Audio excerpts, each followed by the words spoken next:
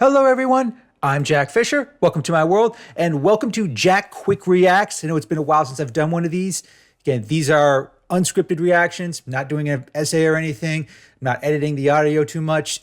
This is just me talking into my mic, reacting to whatever I just saw, and I just happened to have seen Captain America Brave New World. Feels like it's been a while since I've actually got to go to an opening night for a Marvel movie. I think the last one I did was Deadpool and Wolverine, but you know what? It's been a while. I was totally in favor of Marvel taking a more of a quality over quantity approach. And this movie, I know it's been delayed a number of times. I know there's been a lot of talks of behind the scenes stuff that I will probably touch on later at some point. But before I go any further, just want to say this. I'm going to react to this. I'm going to give my review, my take on it, and I'm going to probably get into some spoilers. So I'm going to, this is a spoiler warning. If you have not seen the movie yet and you don't want to be spoiled, now's your chance. And if you want to, but you're listening on right now, I just want to say this movie, I liked it. It was a fun Captain America movie. It was a fun Marvel movie. You know, Marvel Studios has a brand. It has a certain bar a bar for quality. You can say what you want about how the multiverse phase has gone. It has been inconsistent, but this movie, I think, yeah, it has met that bar, maybe raised a little above it. I won't say it's great. I mean, if you go into this movie expecting something to be better than Captain America, the Winter Soldier, yeah, you're hoping for way too much. It's not that kind of movie, but it is very much a Captain America movie. And it feels like a Captain America movie. It has the aesthetic. It doesn't try to replicate everything that the Winter Soldier did or Civil War did. But it does feel like, yeah, this is the kind of movie that you'd want for Captain America.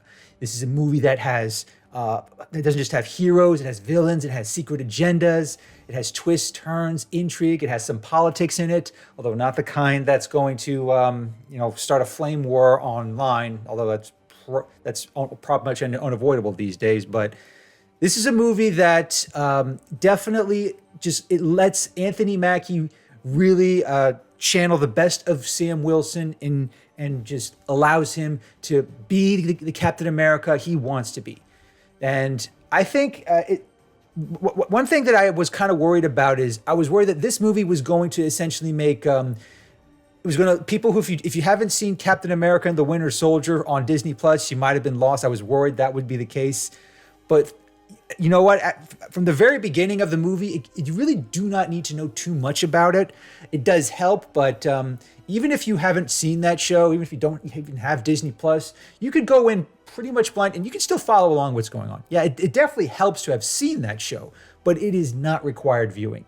You know, you will learn who Isaiah Bradley is. You know, you will learn, why Sam Wilson is Captain America now, and why he needs to be in this role. And most of the other characters in this movie are characters that they don't have their own Disney Plus show. You don't need to know much about them. They all kind of get fleshed out in your own way. And in fact, the only movie that I think is probably required viewing is, believe it or not, it's the first Incredible Hulk movie. I know that's a movie that a lot of Marvel fans and just movie fans in general have forgotten about. But yeah, this movie actually is probably it's the first Marvel movie in a long time that has actually referenced the events of that movie.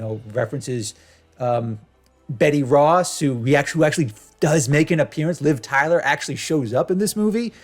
Doesn't show up for long, but yeah, it's kind of nice to see that connection. And yes, Tim Blake Nelson, the guy who played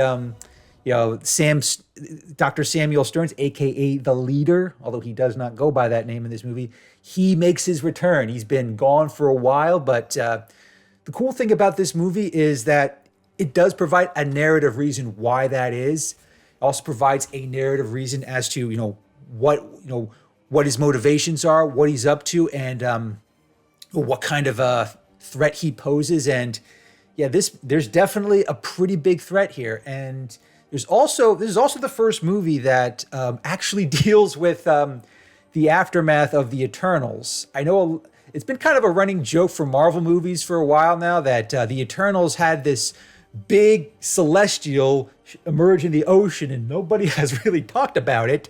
Not even in the Disney Plus shows, not in a lot of the other movies. It just happened. It's like people forgot about it. Well, this movie, which again was supposed to come out earlier, actually does address that. This, I guess, the main if this movie does have sort of a central a catalyst, it's that the nations of the world have been looking at this eternal that's in the ocean, and they've been the nations of the world are kind of like scrambling to investigate it, and in doing so they find out that this celestial has resources that are unlike anything they've ever seen before. And if you're a Marvel fan, if you're a comic fan in general, the one resource that's going to really perk your ears is adamantium. Now, for anyone who doesn't know, adamantium is in Marvel Universe, it is the single most strongest element there is. It is stronger than vibranium, and it's also an element that isn't just native to Wakanda. So that definitely has some serious value. And it's also the material most associated with Wolverine and a lot of mutants linked to him. So this is just kind of now mutants are never mentioned in this movie. There is no mention of Wolverine or Weapon X or anyone like him. But the fact that adamantium, which is so closely associated with X-Men and mutants, the fact that that's being referenced, that's actually that's a pretty nice sign that okay, they're starting to inch closer and closer towards mutants, but they're not taking the leap now, because right now the only role adamantium plays in this movie is the fact that it is an extremely valuable resource, and unlike vibranium, they don't have to go through an isolationist nation to get it. The problem with that is all the nations of the world are kind of scrambling to stake their claim in this new celestial to try to get adamantium. But this is kind of where Thunderbolt Ross comes in. Now, we all know Ross was played for years by Hurt, but unfortunately he passed away, and it's sad too because I would have loved to see him in this role. I think if he had still been able to play that role in this movie, it definitely would have hit harder. But I do think Harrison Ford filled in admirably. He really did. He kind of it does kind of feel like he does. He may not have the same look or he may not have the same presence as William Hurt did when he played Ross, but he does fill in nicely in the sense that you can tell that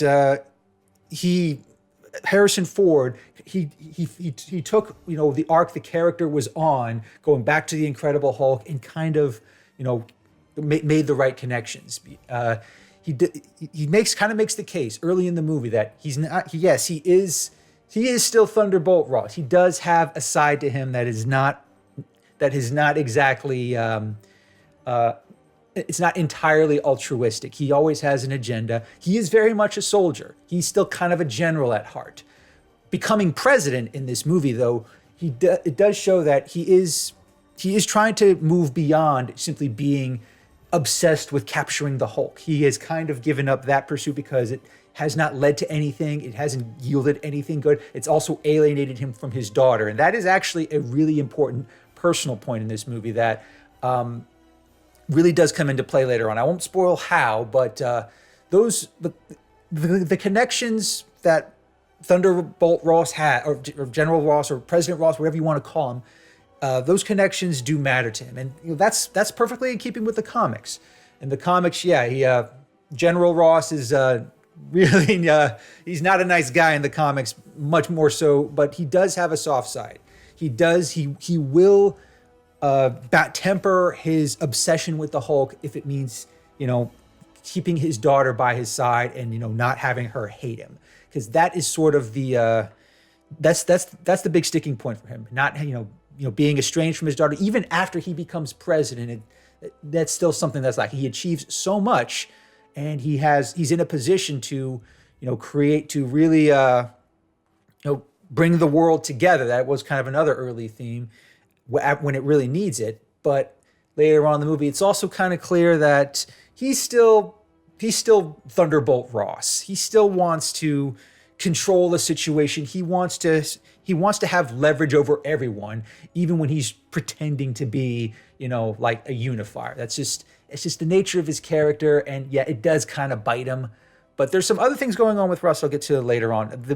He kind of, his story is kind of it really informs what happens with Sam Wilson and Captain America, because it's not unlike the Winter Soldier in the sense that it starts off with Captain America. He's really on the side of America. He is serving his country as a good soldier should, and his first mission, he's actually out to take some stolen adamantium from the Serpent Society, who's led by I know the Serpent Society, they're not as they're not like the snake people they are in the comics, but they are led by Sidewinder, who is played by Giancarlo Esposito.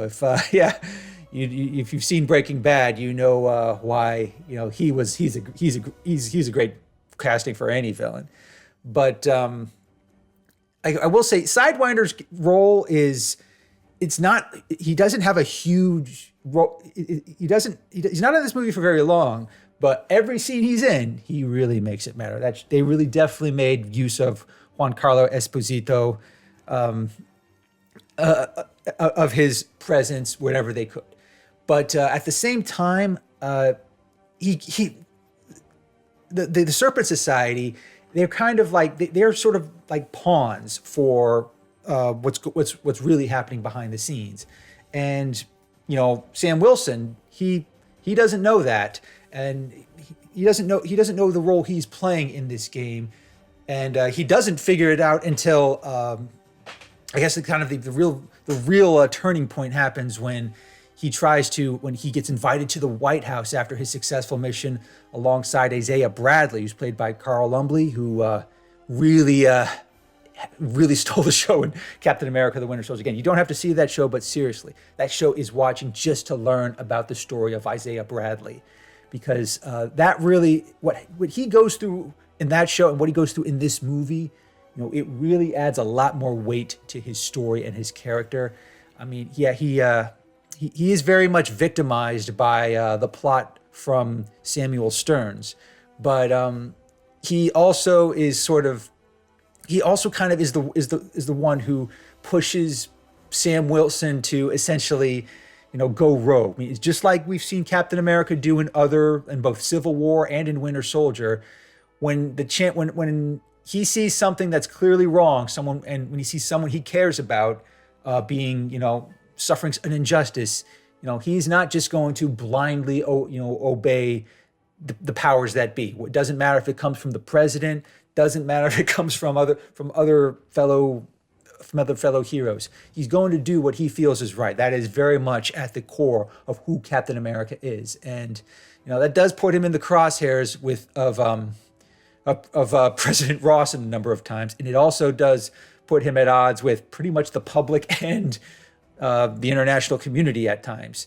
It's not just America that he clashes with. There's, other countries get involved later on, as because again, they're all vying to stake a claim on this celestial. They want that adamantium, and he kind of has to defuse the situation, and he has to put himself in the line of fire of both allies and enemies alike. It's it's exactly what Captain America does. He does what's right, even if it makes him a target from everyone, and in doing so, he also has, he doesn't do it alone either. One surprising thing about this movie that was a pleasant surprise was the role of the new Falcon, whose name is Joaquin Torres. He's played by Danny Ramirez. Now in the comics, Joaquin Torres is not a well-known character. Most people probably haven't heard of him.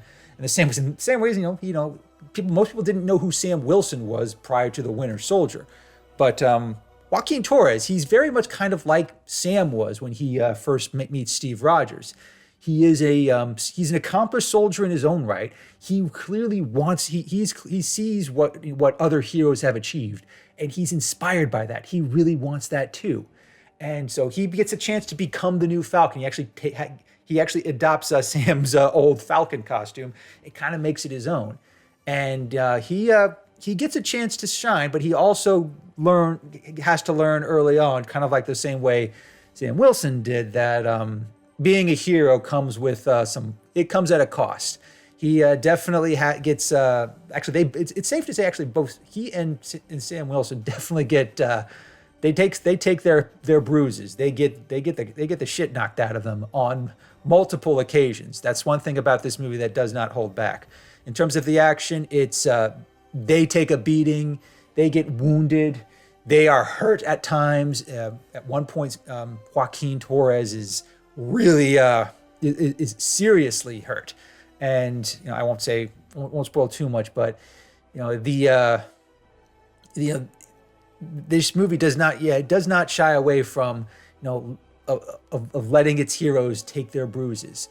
But at the end of the day, it really kind of comes back to what Samuel Stearns does as leader. Now, one thing that I will say, is that, again, he doesn't go by the leader, but his appearance, it's if you've read the comics, the leader is known. He just has this big, oversized head where it kind of remarks that in the same way that whereas Gamma made the Hulk super strong and super angry, Gamma for Samuel Stearns made his head super big and it made him super smart. And he definitely puts those smarts on display here. But again, he never becomes like. He doesn't really mimic his comic counterpart. I can understand why they probably didn't do that. I'm sure the CG budget would have been bloated if they had to make his head the size of a boulder, which is kind of what it is in the comics.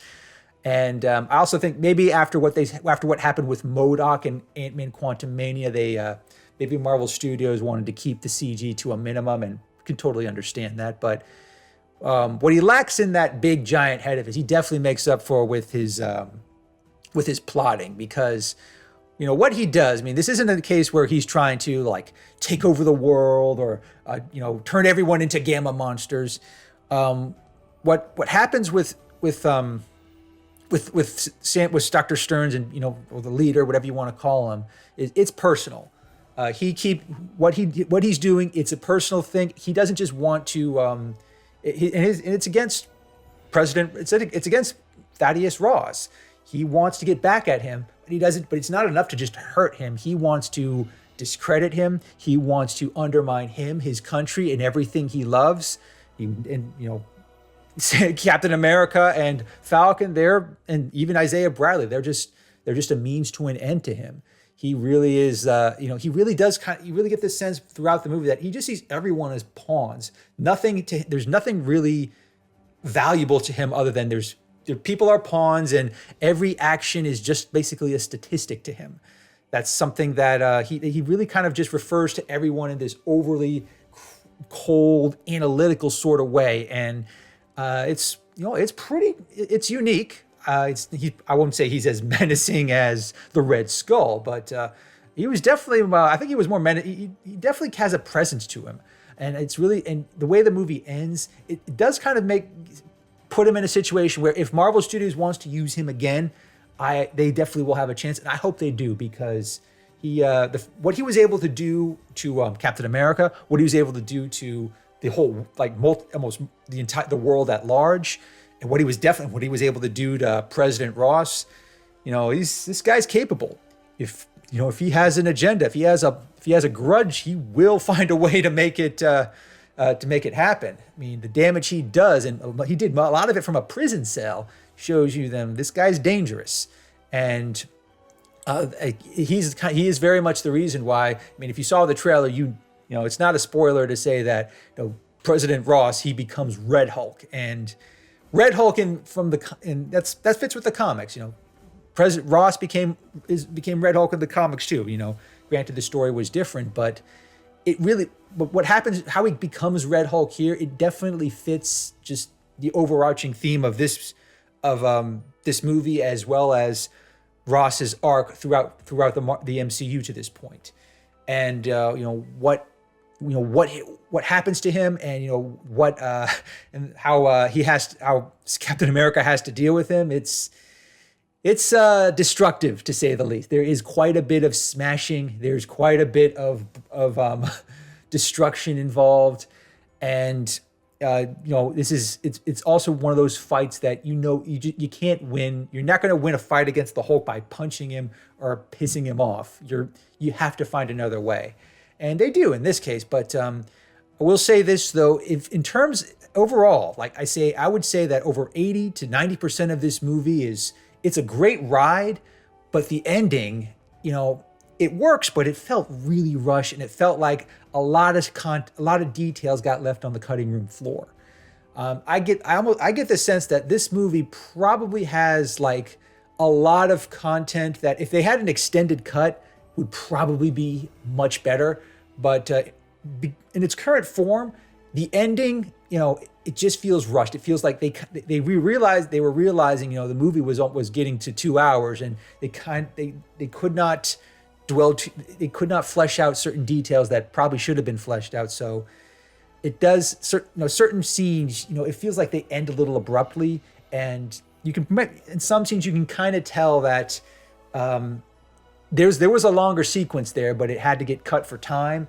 And there might have also been you can probably also tell there are certain areas that might have been reshoots that because that is something else that was well known about this movie. It did go through a fair amount of reshoots, and it also, Brave New World wasn't the original name. It used to be called the first, I think it was called New World. New World Order, but that term has some really bad connotations that in the current political landscape would be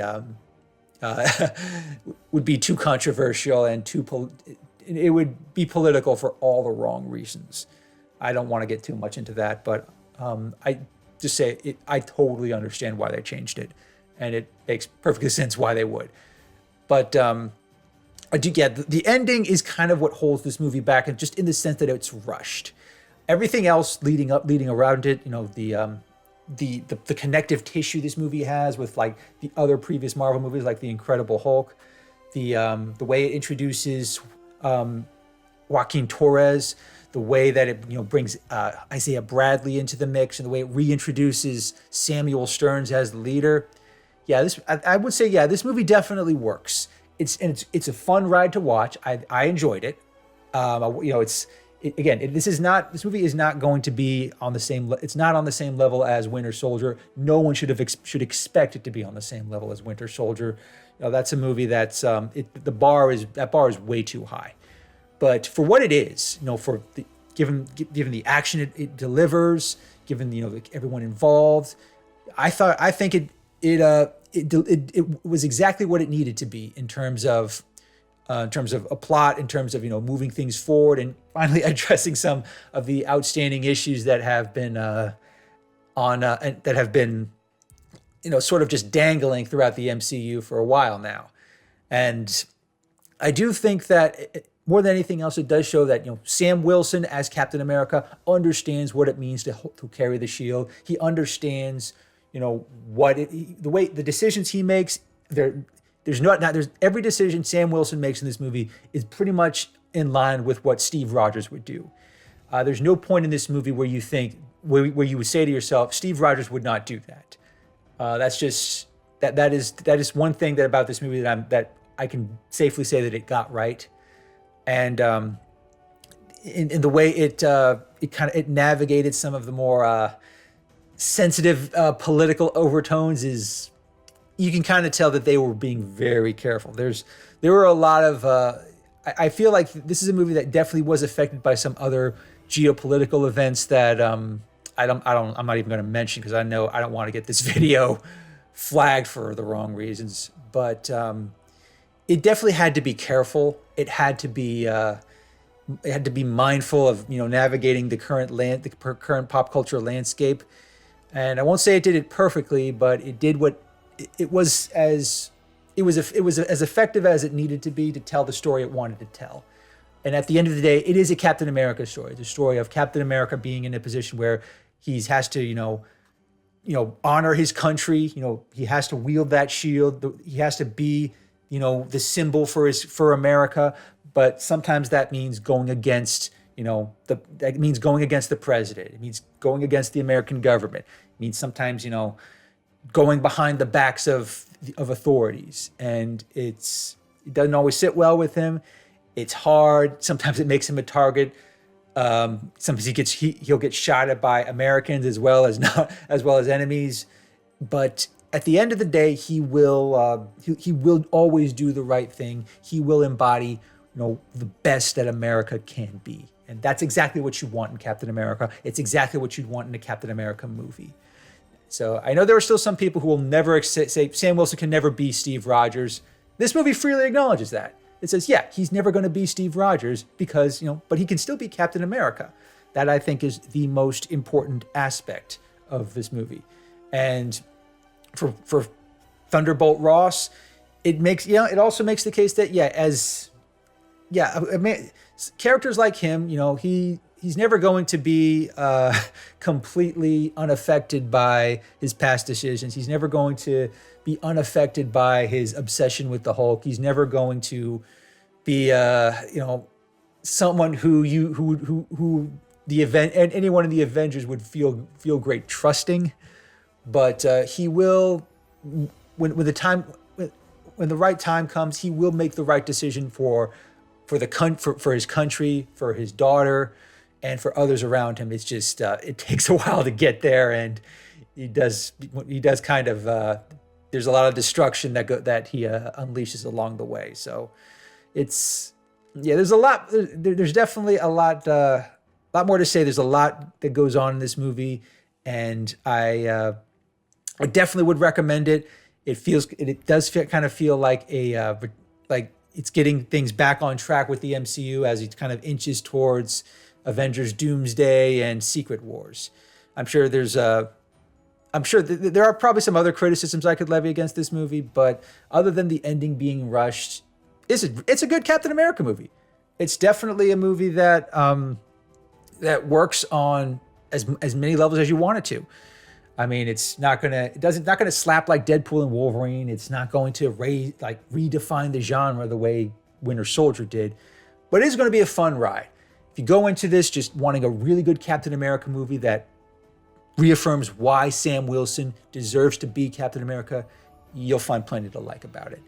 So that's all I really want to say about Captain America: Brave New World. I saw it on opening weekend. I would highly recommend it. Again, don't pay attention to. I would never advise anyone to pay attention to like the Rotten Tomato scores, Metacritic, or any of that shit. Just judge for yourself, because I had fun watching it. I think it's going to be it'll be fun to rewatch. So yeah, give it a chance. And that's it. This has been another edition of Jack Quick Reacts. Thank you all very much. Thank you for joining me in my world. And until next time, everyone, take care and stay safe.